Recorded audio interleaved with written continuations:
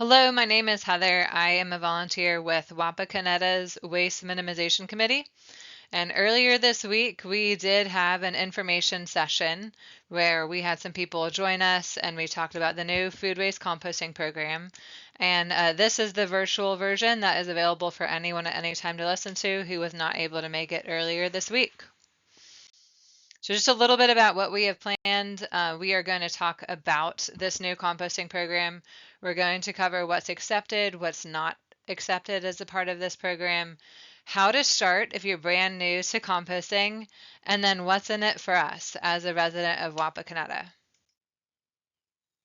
Just a little bit about the program. The first thing is that it is for Wapakoneta residents. So if you happen to be a business, we'd love you to consider being a part of composting. But this specific program that you'll find us talking about today is for residents. These carts are located at the Harrison Street recycling drop-off site. So the same place that you go to drop off your extra recycling, you're going to see these lime green roll carts that we'll see a picture of later, and those indicate these new compost carts. It's a free service for residents, so it's something that the City of Wapakoneta is doing for its residents, so you do not have to pay for this service. It is what we consider a pilot program. It is a 6-month program. We do need participation, so we want people to join, and we also want to make sure that you understand how to do it correctly, because this is not a place just to put trash. It is set up specifically for food waste and any other organic material. It is coming soon. It is beginning the first week in September. If you're tuning into this today, which would be August 28th, the carts are there and ready to go. So we can begin composting now. And then our first collection will be next week, first week in September. This is organized by the City of Wapakoneta, who had agreed to move forward with this composting program. And then we have part of the city, there is a group of volunteers, we're called the Waste Minimization Committee. And we also have been involved in this process trying to get it going. And the actual provider is a company called Go Zero. So again, if you're a business and you're interested, Go Zero is going to be the company that you would want to reach out to. Now let's talk about one of the most important topics is what is accepted? What can you put in this new cart? This is intended for food waste. We'll talk more about what exactly is considered food waste. It also includes food soiled paper, so things like napkins, paper towels, coffee filters, and tea bags. One thing that I do want to mention is pizza boxes don't have to go or should not be thrown in this cart. They're bulky and they're actually accepted locally by our cardboard recycler. So continue disposing of your pizza boxes the way you are normally in the cardboard container and not in this food waste container. All right, now that we know food waste is, of course, one of the accepted items in addition to food soiled paper, let's talk a little bit about what is considered food waste. So that is any food that is thrown away instead of being eaten.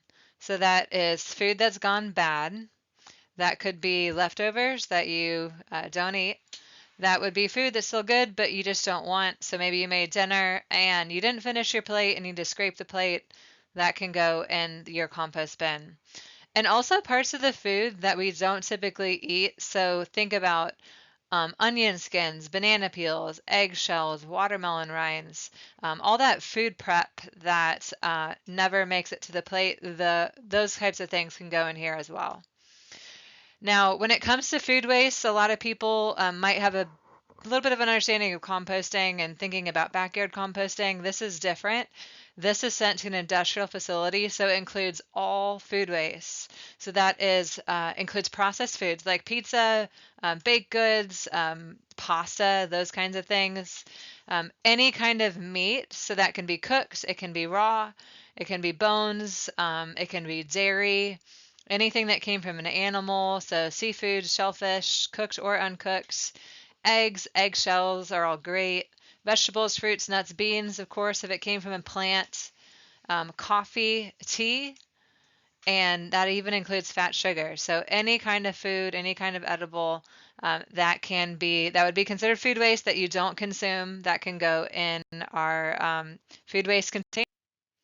All right, now we took some time previously to talk about what can go in the cart, and now we want to talk about what cannot go in the cart. So if it's not anything that we talked about previously, the easiest way to describe it. So if it's not food, it's not something you can eat, and if it's not food-filled paper, then it cannot go in this bin. So here's some examples.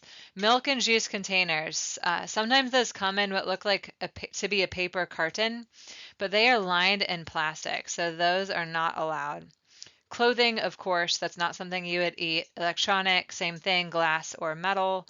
That would be considered recycling. Hygiene and healthcare, again, can't go in there. Rubber gloves, sometimes you see that usually with like restaurants and stuff like that, but if you do use that for food prep, again, make sure that is not something that will break down. That's got to go separate. Any type of plastic, and a lot of things you'll find come with plastic, plastic film, plastic wrap. Even a lot of paper products are lined in plastic. If it's shiny, it's most likely lined in plastic. Most to-go food containers around here, almost all to-go-ware is not compostable. You have to see a certification that it is compostable on the to-go container, and most around here are not. That includes, again, a lot of those paper to-go containers are lined in plastic. That includes coffee cups. Rock and stone, when it comes to like the bulkier stuff and the yard debris, that should not go in these carts. You want to continue disposing of those how you normally would. All right. For many of us, this is going to be a new program, so you might want some tips on how to get started. So our first tip is you want to take some time to think about how are you going to collect your food waste in the kitchen. So are you going to, use just like a big bowl that you have in the kitchen and fill it up when you know you're doing food prep and going through your fridge and getting rid of old food or scraping the plate? We have a container with a lid that we put on our counter, and then it might go in the freezer under our sink when we're done using it. But just take a moment to get organized. Maybe you buy something, maybe you have something, maybe even use like a paper bag and you put it in there. But some way to collect your kitchen waste because you're gonna accumulate it, it's gonna happen, and you need to be organized and somewhere to put it.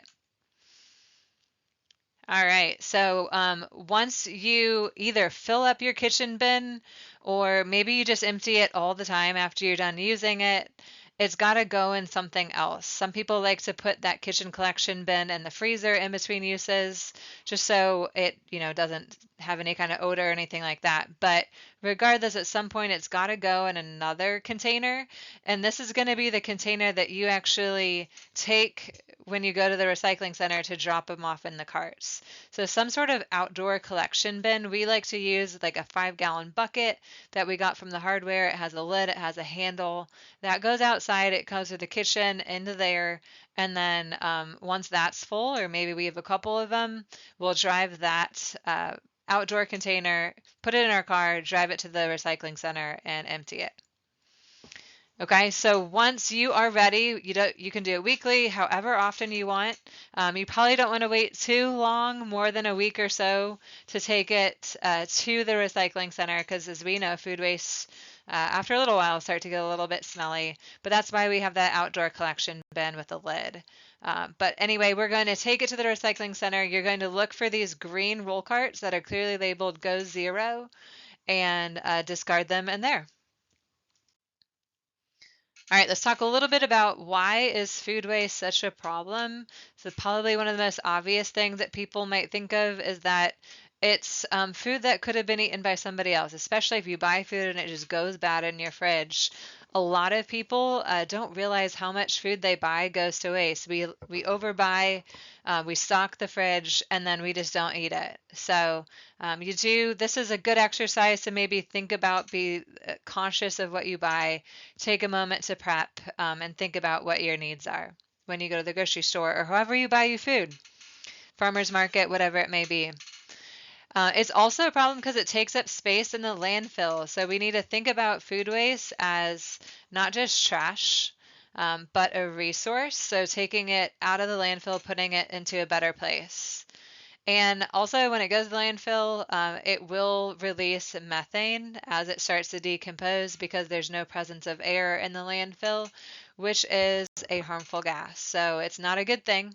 Um, and also, if you are putting your food waste in the garbage disposal, again, it's going into our waterways. Again, not a good thing, not something that we want to be discarding, ideally, down our garbage disposal. All right, so how do we minimize waste? Again, planning ahead. Take a second to think about what your food needs are, and maybe not stocking the fridge if you don't need to. Storing food properly, that's a big one too. Understanding, depending on what the item is, where you should store it. And then, of course, inevitably, we're going to have food waste. I know we've talked to people before and they've said, I don't have food waste. I eat all my food, and that's great. But you still have food waste when it comes to food prep. I talked to someone the other day who said, I eat a lot of eggs, but I don't waste any food. But I'm like, well, do you eat the eggshells? You probably don't, right? So, no matter who you are, even if you're great with minimizing your food waste, that's the first step. You still have food waste when it comes to the things that we just don't eat, like the eggshells, the watermelon rinds, the banana peel, those kinds of things. All right, and finally, it's so important that this program, we work together to make a difference. You can save money as a resident because if you start to compost, you don't need as many trash bags. You should notice a significant decrease in your garbage, your trash container. So, especially when we're, composting everything that we can from the food waste and the food soiled paper, you should see a savings when it comes to the number of bags that you are using in your kitchen. Also, this is a program that can help with enough participation, can help the City of Wapakoneta save money. The average cost of sending landfill in Ohio, food waste to the landfill is about $60 a ton. Meanwhile, the market value of compost per ton is over $40. So we can essentially save our money by not paying to dispose, more money to dispose of it in the landfill, and actually convert it into a usable resource. So many reasons to participate in this program, and we hope that you find value in it. Thank you.